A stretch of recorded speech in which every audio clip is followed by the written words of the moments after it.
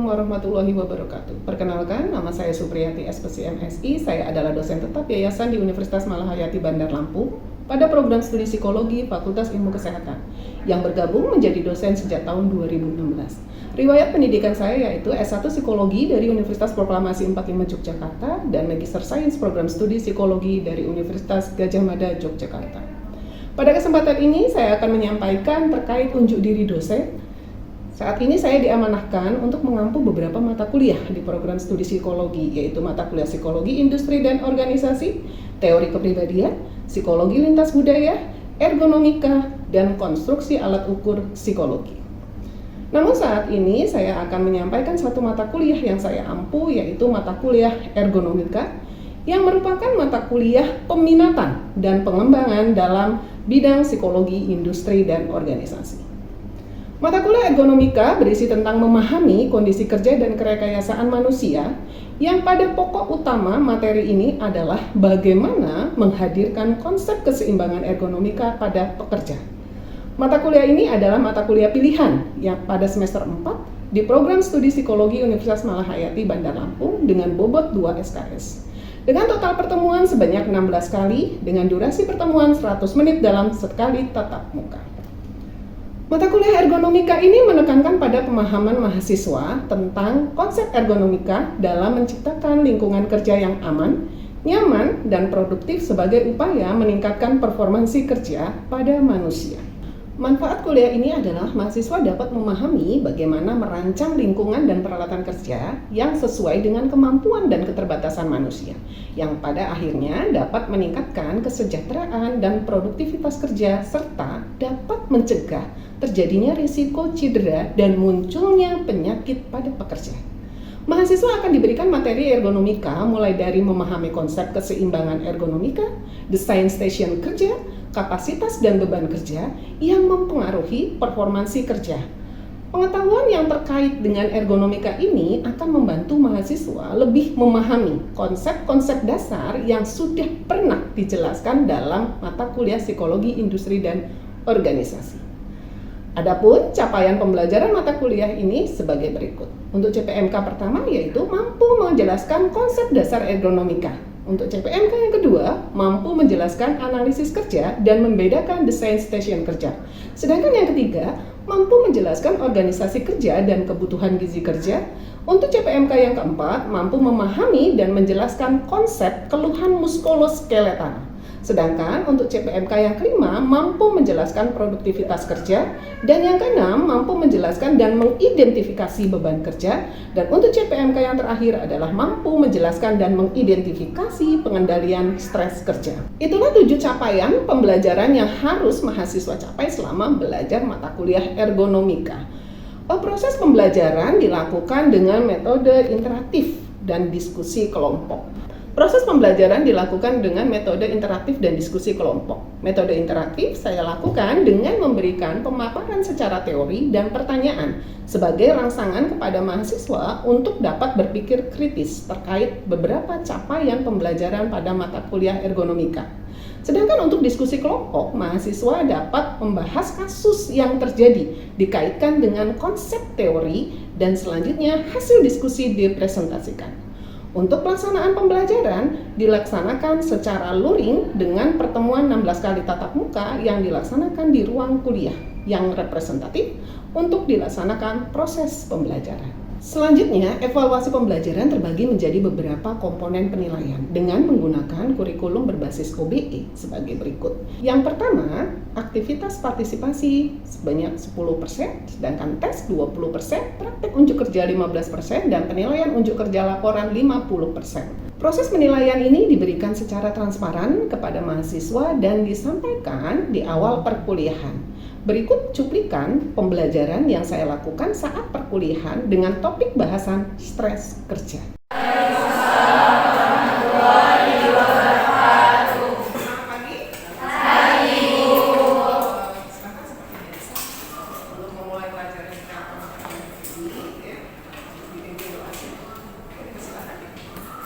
Baik, sebelum kita mulai kegiatan belajar kita pada pagi hari ini, alangkah baiknya kita awali dengan doa terlebih dahulu. Semoga kita selalu diberi kesehatan, kemudahan serta kelancaran dalam menjalani aktivitas kita sehari-hari. Berdoa Berdoa mulai.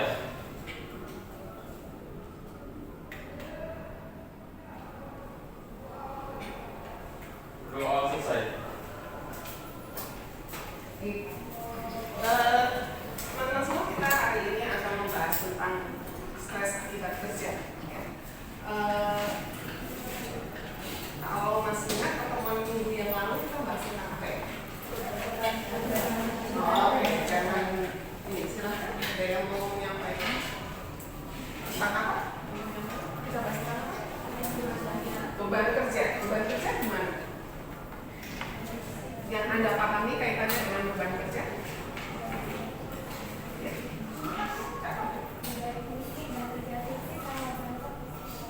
Beban kerja fisik dan beban kerja psikologis.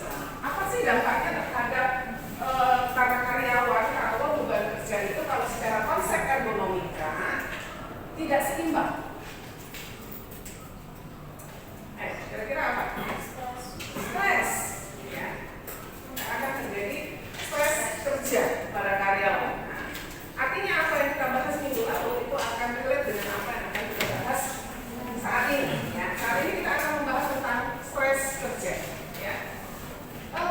Beberapa hal yang berkaitan dengan stres kerja yang akan kita bahas pada pertemuan hari ini adalah definisi, ya, terus faktor-faktor apa saja sih yang menjadi penyebab dari stres kerja, terus dampaknya, ya, yang mengendalikan dari situasi atau kondisi stres kerja itu sendiri. Nah, sekarang kita berangkat pada bagaimana manajemen, ya, mencoba mengendalikan stres kerja itu sendiri. Jadi manajemen pencegahan stres. Ya. Ada yang bisa menyampaikan secara umum saja tentang stres? Definisi dari stres. Yo. Silakan, Mas Denny. Jadi stres itu adalah segala rangsangan atau aksi dari tubuh manusia, baik dari luar maupun dari dalam tubuh individu yang dapat menimbulkan bermacam-macam dampak. Contohnya seperti menurunnya kesehatan sampai menderita sebuah penyakit. Itu pengertian stres secara umum. Ya. Nah, sekarang kita akan bahas tentang stres kerja. Jadi lebih spesifik, gitu ya. Stres karena kerja. Nih, ada beberapa definisi stres, ya. Menurut Manuaba, gitu ya. Stres adalah segala rangsangan atau aksi dari tubuh manusia, baik yang berasal dari luar maupun dari dalam tubuh individu sendiri, yang dapat menimbulkan bermacam-macam dampak yang merugikan, mulai dari menurunnya kesehatan sampai dideritanya suatu penyakit. Ini pengertian stres, ya. Masih ingat nggak yang tadi saya sampaikan, konsep keseimbangan ergonomi? Ya, konsep keseimbangan ergonomi manakala tasbimen, ya, tuntutan tugas dengan kapasitas itu tidak seimbang. Nah, maka salah satu akibatnya adalah stres kerja. Ya, maka stres kerja, ya, secara sederhana merupakan suatu ketidakmampuan pekerja untuk menghadapi tuntutan tugas, ya, dengan akibat suatu ketidaknyamanan dalam bekerja. Ya. Beban kerja berlebih, ya, dengan kapasitas yang tidak sesuai, ya. Karena ketidakseimbangan, apakah beban kerja yang berlebihan atau kapasitas kita yang kurang? Sebaliknya, ya, begitu pun sebaliknya, ya. Kapasitas kerja kita berlebih, tapi beban kerjanya kurang. Kalau kapasitas kerjanya kurang, beban kerjanya lebih, maka akan terjadi overstress. Ya. Sebaliknya, kalau beban kerjanya kurang, kapasitas kita kerjanya tinggi, kapasitas manusianya tinggi, ya, besar, maka akan terjadi understress. Seperti itu, overstress dan understress. Artinya dalam keseimbangan itu mau berlebih, mau kurang bisa menimbulkan stres, ya. Kira-kira profesi apa lagi? Silakan. Profesi apa lagi selain ATC yang bisa menjadi stimulus, menjadi sumber stresnya? Hah? Dokter. Kenapa? Dokter.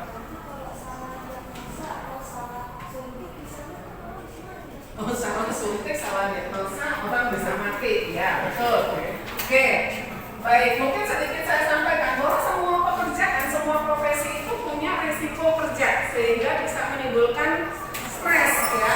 Apalagi kalau kita bekerja tidak sesuai dengan keahliannya, ya.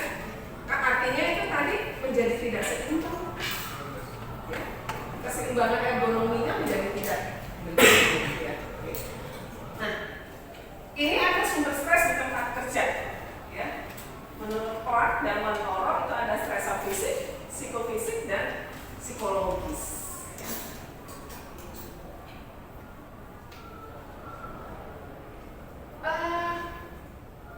Selanjutnya di sini ya, Edward ya, memilah penyebab stres menjadi 6 kelompok. Yang pertama faktor intrinsik pekerjaan, faktor dari dalam pekerjaan itu sendiri. Pokoknya konsepnya gini, Anda paham betul dengan konsep keseimbangan ergonomika, ya, maka kita juga menjadi lebih mudah memahami ini. Ya. Yang pertama faktor intrinsik pekerjaan. Ya. Ada 6 poin juga nih kaitannya dengan faktor intrinsik pekerjaan. Keadaan lingkungan bekerja, keadaan fisik lingkungan kerja yang tidak nyaman, bising, berdebu, bau, suhu panas, dan lembab. Ya. Kita kalau bekerja, terus ya di tempat kerja kita itu suhunya panas, ya, suhu panas atau lembab atau bising. Sedangkan kita harus melakukan pekerjaan yang butuh konsentrasi penuh. Misalnya apa? Pekerjaan apa yang membutuhkan konsentrasi penuh? Apa? Jenis pekerjaannya? Profesi apa? Desain grafis. Oke, apa lagi? Penjahit. Oh, penjahit harus gitu ya? Oh, butuh konsentrasi ya? Oke. Terus apa lagi? Hah? Apa? Dokter. Dokter. Terus apa? Dokter bedah. Iya. Tapi padahal kalau di ruang operasi itu suka ada musik loh. Ya. Di ruang operasi itu suka ada musik loh malahan. Ya, seperti itu. Disetelin musik tuh di ruang operasi. Ya. Misalnya orang-orang yang berprofesi atau bekerja di laboratorium, yes. Orang-orang yang bekerja di laboratorium itu tidak bisa dalam situasi yang berisik, bising, ya, terus panas, punya panas, itu tidak bisa mereka. Karena kerja shift dan jam kerja yang panjang. Ini beberapa perusahaan di Indonesia. Ada yang sudah, banyak sih ya, terutama di sentra-sentra industri, ya, di daerah mana aja sih sentra industri di Indonesia itu? Karawang, Bekasi, Tangerang, gitu ya, seperti itu. Itu daerah-daerah sentra industri. Mereka itu produksinya sudah 24 jam. Ya, mereka produksinya sudah 24 jam, maka diberlakukanlah jam kerja shift. Berarti kalau jam kerja shift, aturannya berapa jam sih di Indonesia itu? 8 jam. Berarti kalau 24 jam? 3 shift. Ada 3 shift. Ya. Tapi ada juga yang 2 shift. Nah, maka kalau 2 shift itu akan membutuhkan waktu yang relatif panjang jam kerja. Ya. Tidak 24 jam, tidak. Ya. Tapi misalnya satu shift itu bisa sampai 10 jam. Nah, kebijakan perusahaan apakah mau dihitung lembur atau seperti apa? Karena kalau lebih dari 10 jam itu sudah melewati aturan ketenaga kerjaan, karena aturannya hanya 8 jam. Ya. Perjalanan ke dan pulang dari tempat kerja. Ya. Jadi perjalanan kita dari rumah ke tempat kerja maupun pulang. Itu orang-orang yang kerja di Jakarta, di kota-kota besar, itu sudah hatam lah buat mereka ya, seperti itu. Jadi berangkat subuh, bahkan mereka kadang-kadang berasal dari kota-kota penyangga. Ya, kerjanya di Jakarta, rumahnya di Depok misalnya ya. Kerjanya di Jakarta, rumahnya di Bogor. kerjanya di Jakarta, rumahnya di Bekasi. Jadi kan dia harus berangkat itu misalnya habis subuh jam 5 udah berangkat. Nanti sampai ini jam setengah 8, jam 8. Terus nanti mereka pulang. Dia sampai rumah biasanya jam 9. Ini karena mereka akan terjebak dengan kemacetan. Nah, kemacetan itu bisa menjadi stressor. Materi yang sudah saya sampaikan.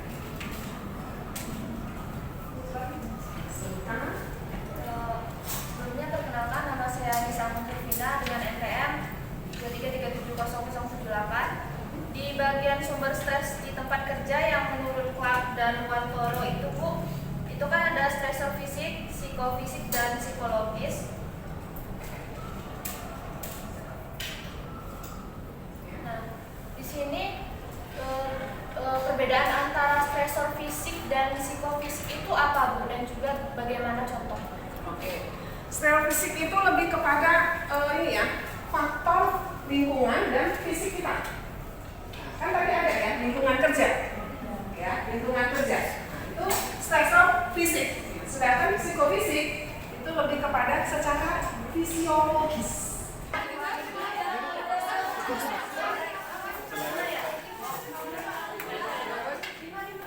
Gimana hasil diskusinya? Ini udah dapat materi.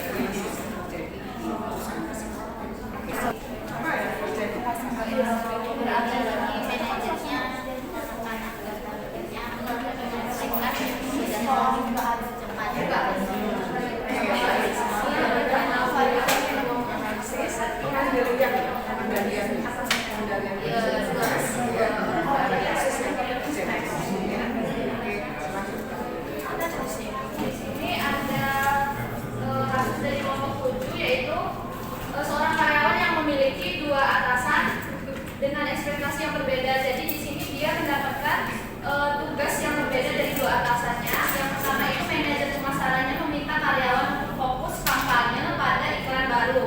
Sementara manajer penjualannya meminta mereka untuk memprioritaskan penjualan produk tersebut.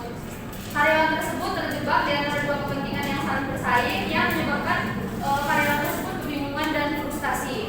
Nah, di sini karyawan tersebut mendapatkan stres sebagai respon yang dimana respon yang didapatkan dari tekanan yang didapatkan dari atasan tersebut. Jadi ada dua atasan itu, dia dapat tekanan pressure buat menjalankan dua tugas yang berbeda. Jadi di sini responnya dia mengalami kebingungan dan juga frustasi.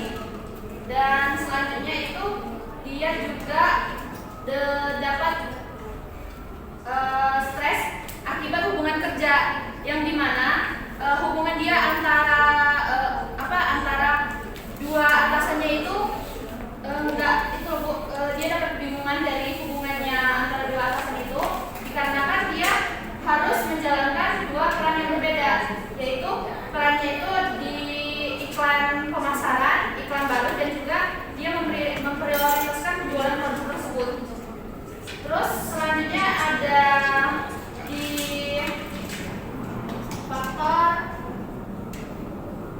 stres, dia reaksi stres akibat kerjanya dapat terjadinya reaksi psikologis. Jadi dia terjadi reaksi kebingungan, terjadi reaksi frustasi yang dimana dia harus memilih antara melakukan perintah atasan yang satu, yaitu melakukan iklan baru, atau dia harus melakukan perintah atasan yang kedua, yaitu melakukan fokus pada penjualan produk tersebut. Bagaimana dengan pengendaliannya? Untuk pengendalian, si karyawan ini bisa menyesuaikan kapasitas kerjanya dia, Bu. Jadi dia bisa menyesuaikan apakah kapasitasnya dia bisa terfokus pada iklan yang baru atau dia bisa terfokus pada penjualan, tergantung pada karakteristik si individu tersebut, tergantung pada kapasitas individu tersebut. Jadi dia apakah dia lebih ahli ke iklan baru ataukah dia bisa fokus pada penjualan tersebut. Jadi bisa seimbang antara kapasitas dan juga antara beban kerja. Terima kasih. Terima kasih.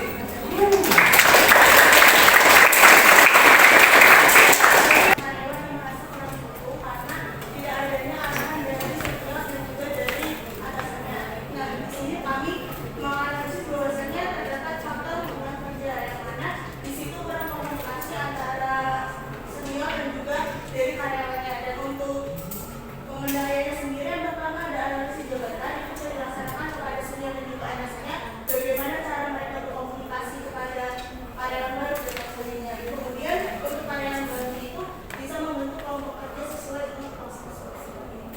Terima kasih. Terima kasih. Baik, teman-teman, terima kasih untuk proses perkuliahan hari ini. Bisa saya simpulkan bahwa kaitannya dengan stres kerja itu banyak sumber-sumber stres ya yang ada di lingkungan kerja, baik secara fisik, psikofisik maupun secara psikologis. Nah, bagaimana sumber-sumber stres itu bisa mempengaruhi kinerja dan produktivitas kita sebagai karyawan? Maka pada akhirnya kebijakan dari perusahaan atau organisasi gitu ya, membuat pengendalian manajemen stres yang baik. Sehingga jika ada gejala-gejala stres yang muncul pada karyawan itu bisa segera diantisipasi. Penting untuk selalu menjaga keseimbangan dalam bekerja antara tugas dan kapasitas sehingga akan menghasilkan performansi yang menjadi lebih baik. Terima kasih untuk perkuliahan hari ini. Saya tutup. Assalamualaikum warahmatullahi wabarakatuh. Selamat siang. Waalaikumsalam warahmatullahi wabarakatuh. Jangan lupa isi daftar hadir online. Demikianlah video unjuk diri saya sebagai dosen pada bidang pengajaran. Terima kasih. Wassalamualaikum warahmatullahi wabarakatuh.